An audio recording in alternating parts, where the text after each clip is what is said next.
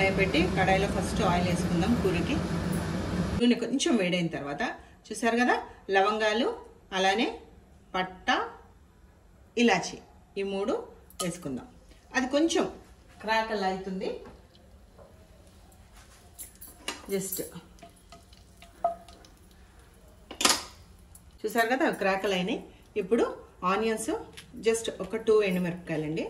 2 ఎండుమిరపకాయలు వేసుకున్నాం, 2 ఎండుమిరపకాయలు వేసుకున్నాం, పచ్చిమిరపకాయలు ఆనియన్స్ వేసుకోవాలి.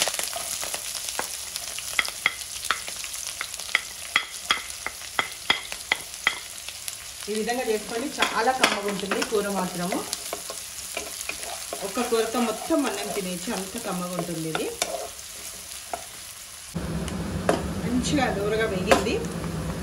ఇప్పుడు అల్లం వెల్లుల్లిపాయ, నేను ఈ ఉల్లిపాయ అల్లం వెల్లుల్లిపాయ ఒక 55 రోజుల తర్వాత చేస్తున్నానండి.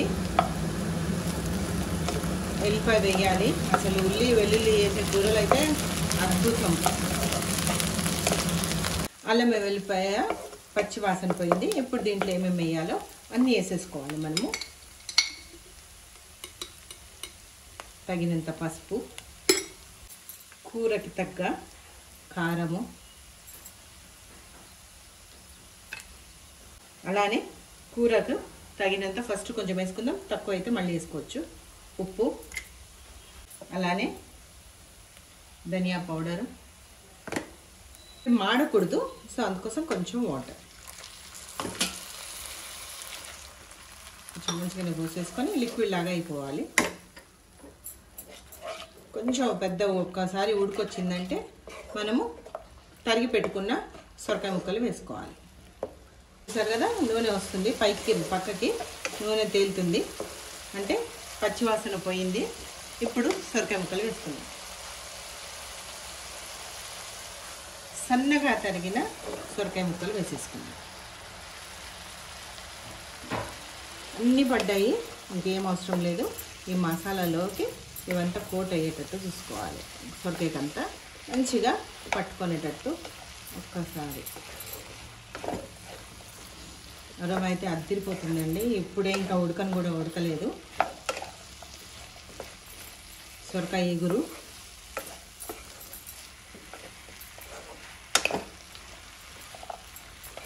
ప్రతి ఒక్క ముక్కకి అయ్యింది, మంచిగా అంటుకుంది. చపాతీలోకి కానీ అన్నంలోకి కానీ ఇది భలే బాగుంటుందండి ఈ విధంగా చేసుకుంటే.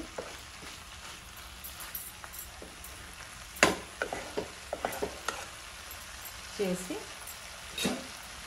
మూత పెట్టేసి సిమ్లో ఉంచుకోండి.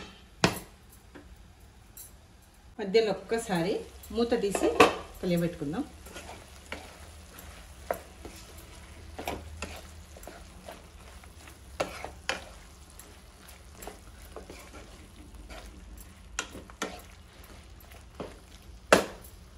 ఒక్కసారి కలియబెట్టుకొని మూత తీసుకుందాం.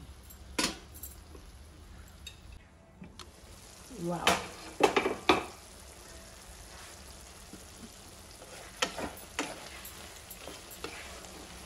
ఉడకాలి.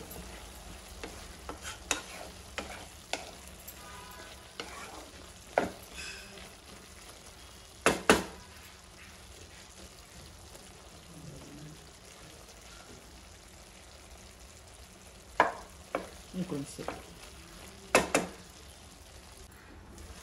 ఓహో, సూపర్ ఇగురు, పర్ఫెక్ట్.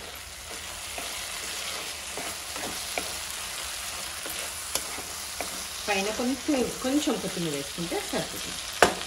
ఇదే ఆ వాటర్ అంతా ఇంకిపోయింది. చల్లగా అయిందంటే ఇంకా ముక్కకి మసాలా పట్టేసుకుంటుంది కాబట్టి ఈ స్టేజ్లో ఇంకా తీసేయచ్చు.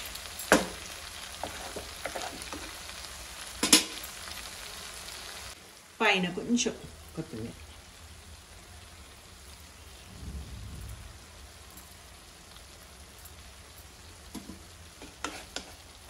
కమ్మనైన సొరకాయ ఇగురు రెడీ. స్టవ్ ఆఫ్ చేసుకొని మూత పెట్టి ఒక 5 నిమిషాల తర్వాత మనకి ఈ కొత్తిమీర కూడా ఇదైపోతుంది. చూసారు కదా, కమ్మనైన కొత్తిమీర ఎగురండి, చాలా టేస్టీగా ఉంటుంది. ఒకసారి మీరు ఈ విధంగా ట్రై చేయండి, మళ్ళీ మళ్ళీ ఇదే చేయాలనుకుంటారు. చూసిన వాళ్ళు మాత్రం సొరకాయ తీసుకొచ్చుకొని ఇమీడియట్గా తెలవనోళ్ళు ఇమీడియట్గా ఈ కూర చేస్తారు, అంత టేస్టీగా ఉంది. ఒక్కసారి ట్రై చేయండి. సూపర్ డూపర్ సొరకాయ కూర రెడీ, చపాతీలోకి కానీ అన్నంలోకి కానీ.